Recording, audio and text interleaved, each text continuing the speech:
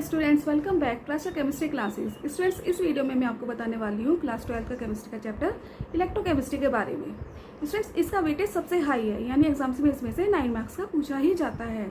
और साथ ही में वीडियो के लास्ट में इस चैप्टर से रिलेटेड इंपॉर्टेंट MCQs बताऊंगी जो नीट एग्जाम्स में एवरी ईयर पूछे ही जाते हैं।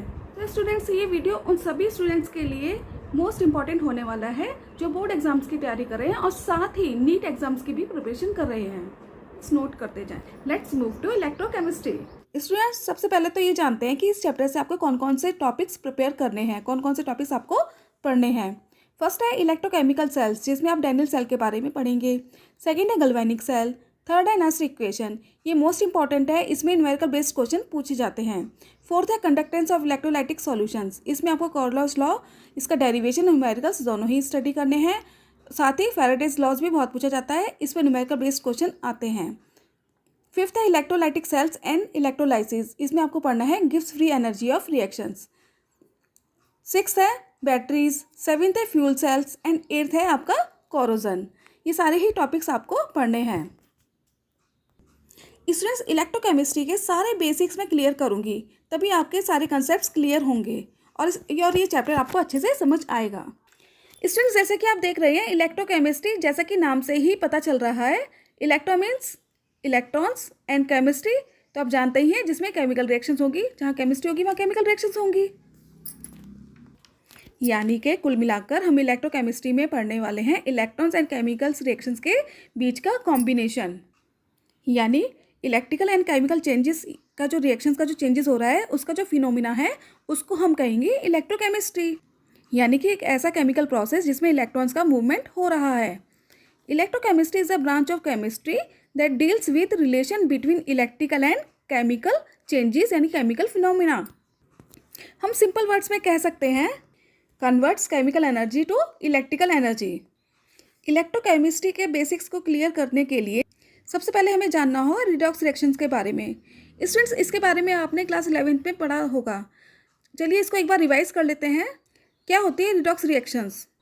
रिडॉक्स रिएक्शंस वो रिएक्शंस होती हैं जिसमें ऑक्सीडेशन एंड रिडक्शन एक साथ एक ही रिएक्शन में हो रहा होता है।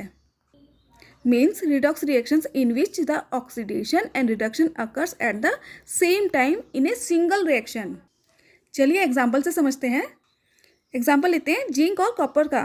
ठीक है, जैसे कि आप रिएक्शन में देख रहे हैं, रिएक्शन में Zn से कन्वर्ट हो रहा है Zn2+ के, और कॉपर जो है हमारा कॉपर 2+ से चेंज हो रहा है कॉपर में।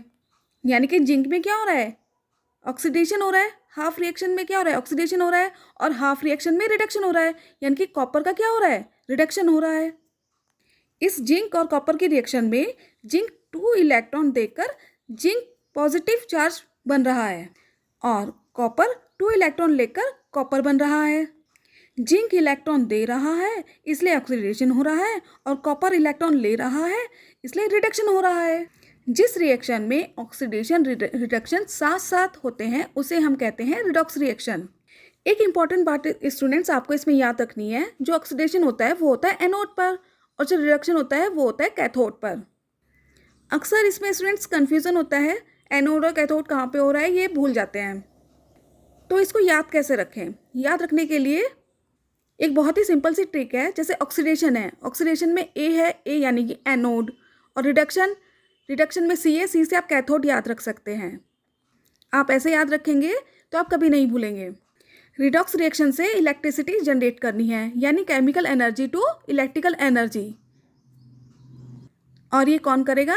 ये करेगा इलेक्ट्रोकेमिकल सेल। इलेक्ट्रोकेमिकल सेल लेंगे यानी कि डैनियल सेल, एक ऐसा सेल जो कि जिंक कॉपर सेल का है। और डैनियल सेल को किसने डिज़ाइन किया था?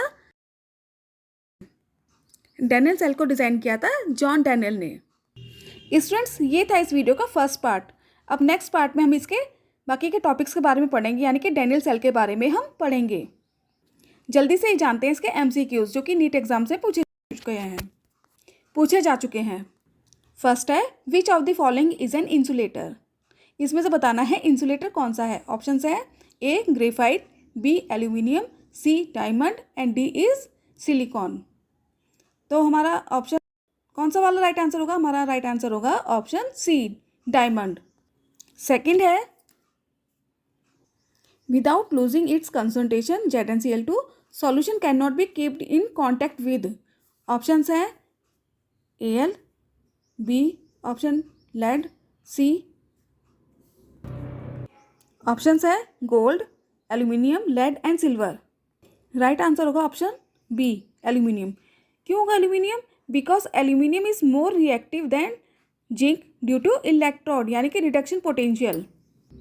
थर्ड क्वेश्चन है on electrolysis of dilute sulphuric acid using platinum electrode the product obtain at the anode will be. Options है A H2S gas, B SO2, C hydrogen gas and D is oxygen gas. Right answer होगा option D oxygen gas. Students आपने ये सभी points ये important MCQs note कर लिए होंगे।